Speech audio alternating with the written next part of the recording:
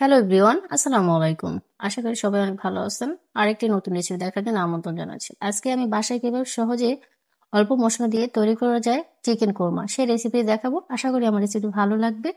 চলুন দেখে না কি কি লাগছে রেসিপিতে। এখানে নিয়েছি আমি একটি মুরগি, রেগুলার সাইজে করে কেটে নিয়েছি, কেটে ছুরি দিয়ে আমি করে নিয়েছি।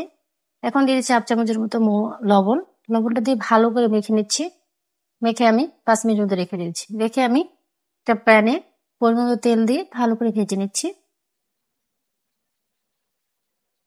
সবগুলোকে এক একসাথে দিয়ে দিচ্ছি। দেখুন, সবগুলোকে ভেজে এভাবে করে সবগুলোকে ভেজে নিচ্ছি আমি। ভেজে আমি উঠিয়ে নিচ্ছি। এখানে দিয়েছি আমি 1/2 কাপের মতো তেল, 2টা পেঁয়াজ কুচি দিয়ে আমি একটু ভেজে নিব।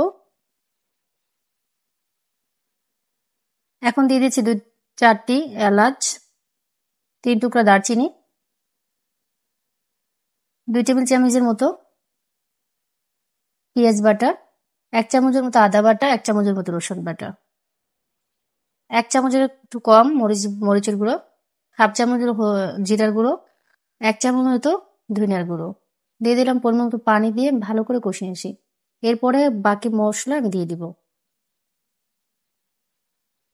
এখন এখানে দিয়ে দিচ্ছি 4 থেকে 5টি কাঠবাদাম করে নিচ্ছি, ভিজিয়ে আমি করে নিচ্ছি সারা রাত্র। এখানে দিয়ে দিচ্ছি 1/2 কাপের মতো টক দই। এখানে দিয়ে দিলাম আমি সামান্য পরিমাণ গরম মশলার গুঁড়ো, আর দিয়েছি 1 টেবিল চামচের মতো সয়া সস দিয়ে আমি ভালো করে কষিয়ে নিচ্ছি। 5 থেকে 6 মিনিটের মতো কষিয়ে নিচ্ছি অল্প আছে। কষিয়ে নেওয়া হয়ে গেল, ফিরে আসলাম। দেখুন তেলটা উঠিয়ে গেছে উপরে। এখন আমি চিকেনগুলোকে সবগুলোকে দিয়ে দিব। দিয়ে আমি এখন 1 থেকে 2 মিনিটের মতো ভেজে নেব, কষিয়ে নেব ভালোভাবে।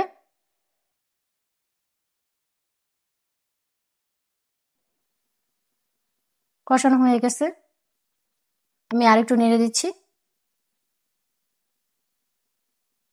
এখন আমি এখানে দিয়ে দেবো আমি 1/2 কাপের মতো 1 কাপের মতো দুধ। এটা আমার জাল দেওয়া ছিল, সেটা দিয়ে দিচ্ছি। দিয়ে আমি এখানে আরো 1/2 কাপের মতো পানি দিয়ে দেবো, অ্যাড করে দিব। 1/2 কাপের কম আমি পানি দিচ্ছি। দিয়ে আমি ভালো করে নেড়ে ছেড়ে একটা ঢাকনার সাহায্যে ঢেকে দিব। ফিরে আসছি 10 মিনিট পরে। দেখুন 10 মিনিট পরে একটু নেড়ে চেড়ে দিচ্ছি। এখন যে বাকি যে উপকরণগুলো সেগুলো আমি দিয়ে দেবো এক এক করে। এখানে দিয়ে দিচ্ছি আমি 6 থেকে 7টি কাঁচামরিচ, আর দিয়েছি কিশমিশ।